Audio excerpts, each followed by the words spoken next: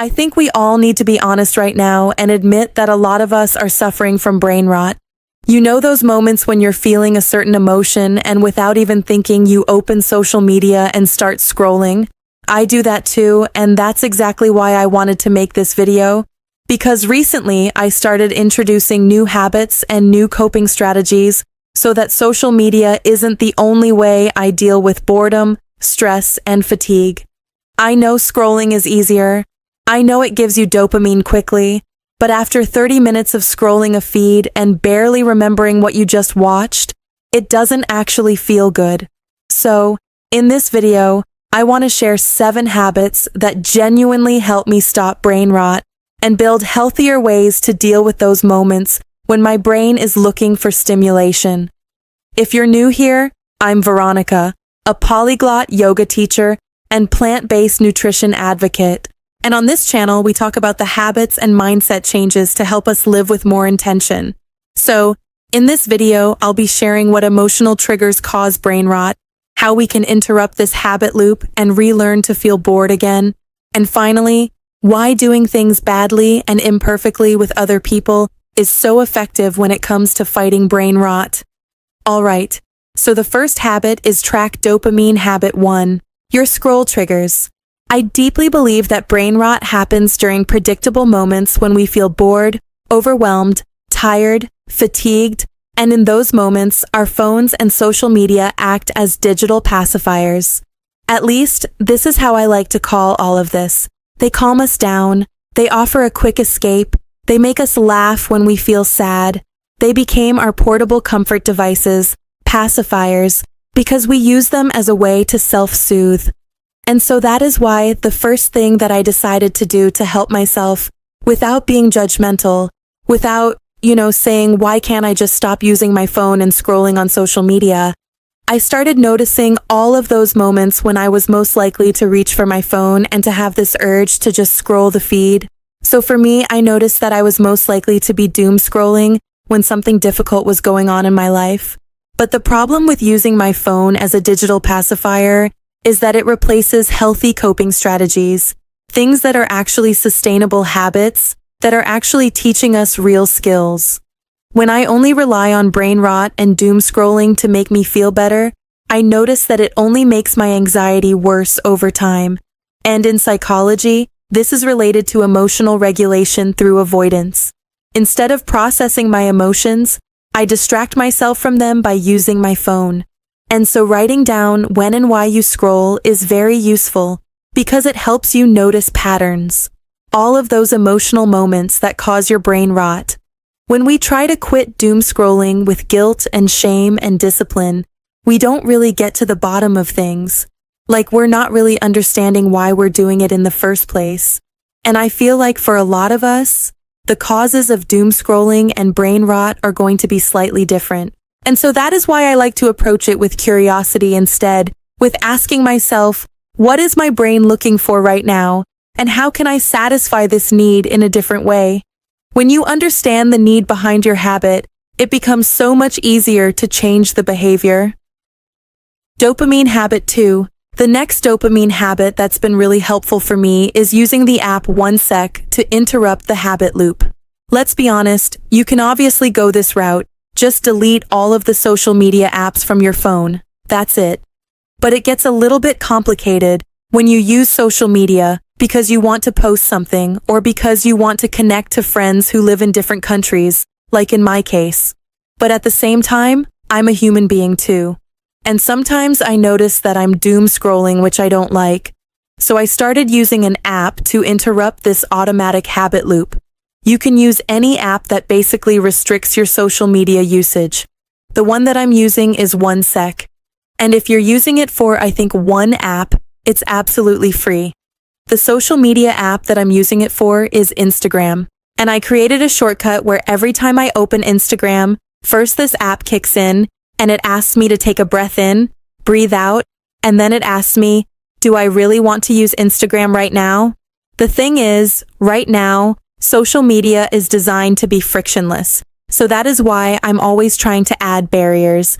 At first, I was a little bit skeptical. I was like, okay, I'm going to use this app. It's going to tell me, Do you really want to use Instagram? I'm going to say yes. But to be honest, in most cases when this happens, I start to reflect when I see the screen the question. I'm like, do I really want to use Instagram right now and what for? 'Cause it asks you like, what do you want to use Instagram for? And then I really have to be honest with myself because yes, I know there's no one watching me. And I can still click, yes, I want to use Instagram, and yes, I'm just curious. So that's why I'm using this app. But in most cases, because habits depend on ease of access, I feel less likely to use Instagram just because I'm using the app 1 sec to run the shortcut. And so this pause forces our brains to wake up. The next dopamine habit that most of us really hate is being bored. Dopamine habit 3. When I was preparing for this video, I read a lot of research articles on feeling bored and using social media because we feel bored. One research article said that 77% of smartphone owners reported that they turned to their phone to avoid being bored. Also, I read another article that said that this urge can be so severe that in one study, people prefer to self-administer electric shocks rather than being left alone with their thoughts for a few minutes. Let it sink in for a second. This is how much we hate feeling bored. This is how much we don't want to be daydreaming and not doing anything. Given that bored people long for stimuli and that human attention has become scarce and increasingly valuable, there also is commercial value in knowing when a person is bored. And that is very interesting because that is exactly how social media apps are built. And that is exactly why we feel so hooked in. When we feel bored, we unlock our phone more often. We open more apps and we interact with our phone more intensely. Boredom pushes us to look for stimulation, and our phones are the easiest place to find it.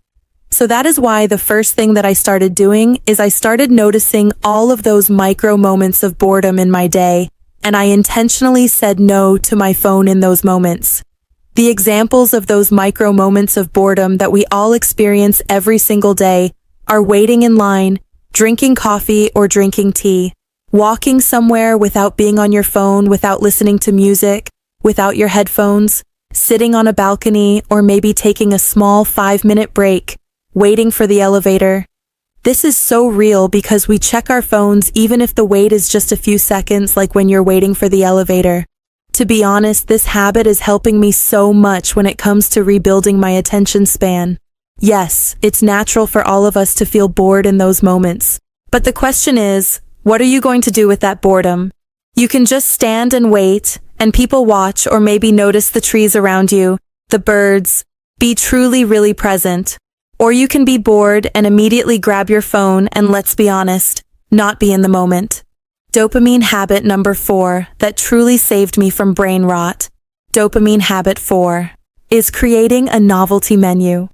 Social media works on something called a variable reward system.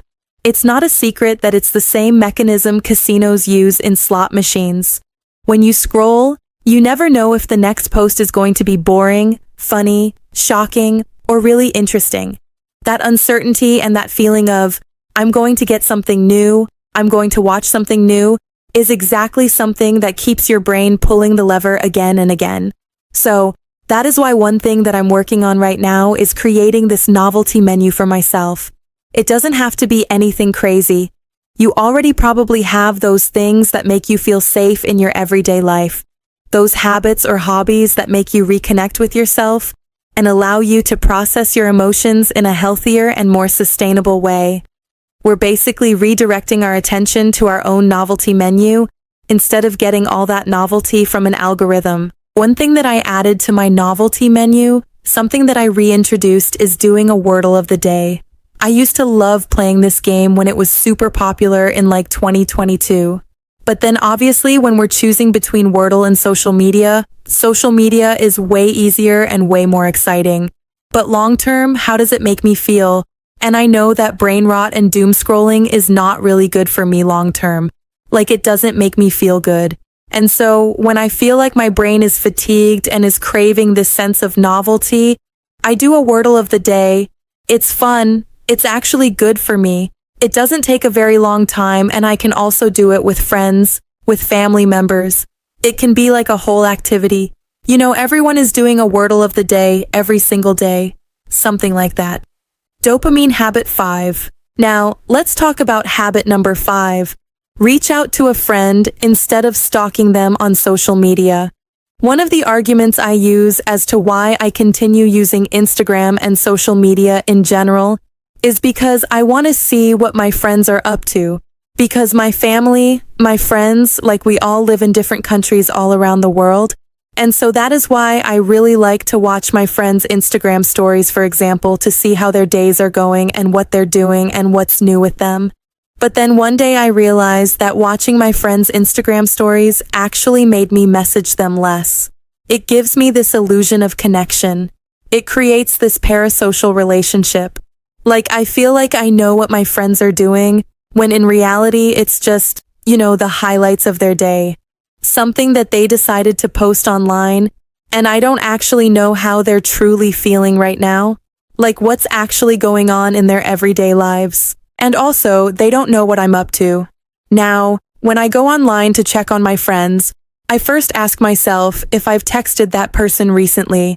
And if the answer is no, I do that first. I send them a text or maybe an audio message, sharing what I've been up to and asking them how they're doing.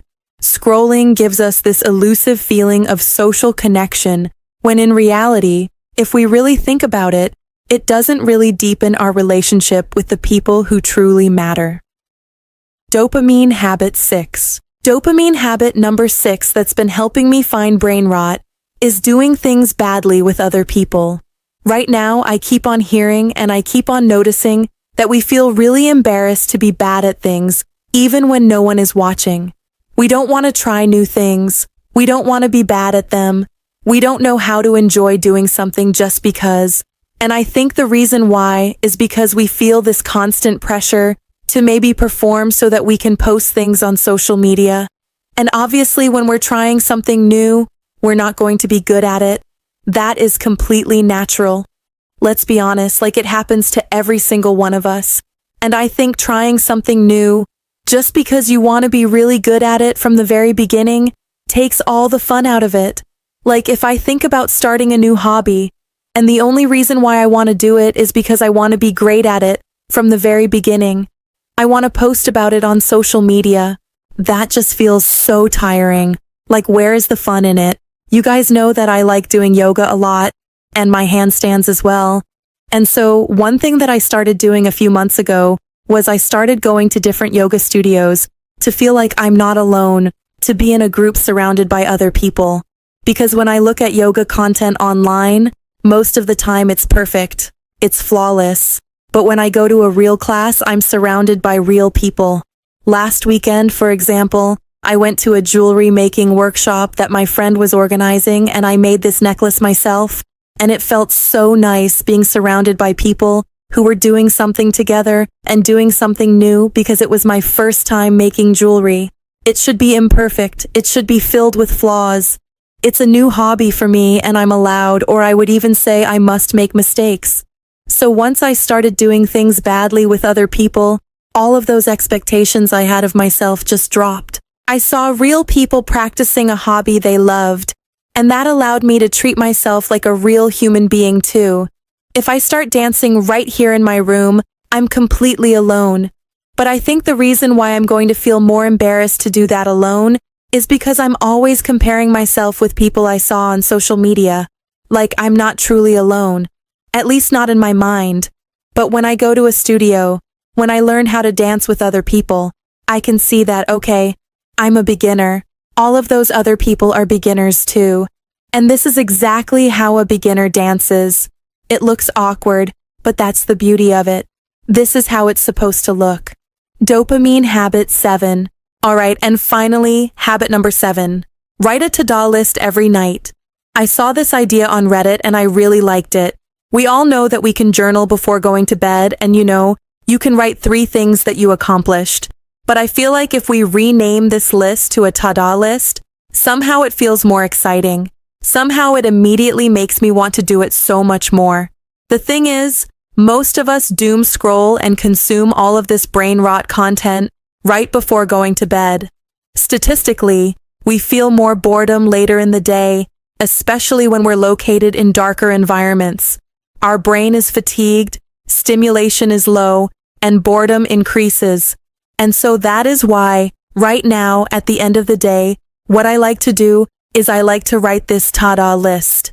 It can include one thing that I'm really proud of today, or 3 or 5, or however many things I want to write. It's nice to think about the things that you have accomplished today, especially when we put this fun spin to it when we add whimsy and excitement.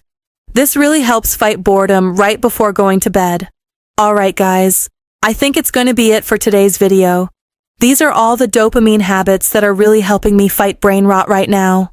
If you like this video, don't forget to give it a thumbs up and subscribe to my YouTube channel. If you want to share your thoughts, your ideas on today's video, please do so in the comments. I really appreciate your feedback. If you want to continue watching something, you can click right here. Otherwise, thank you so much for being here. I'll see you in my next video.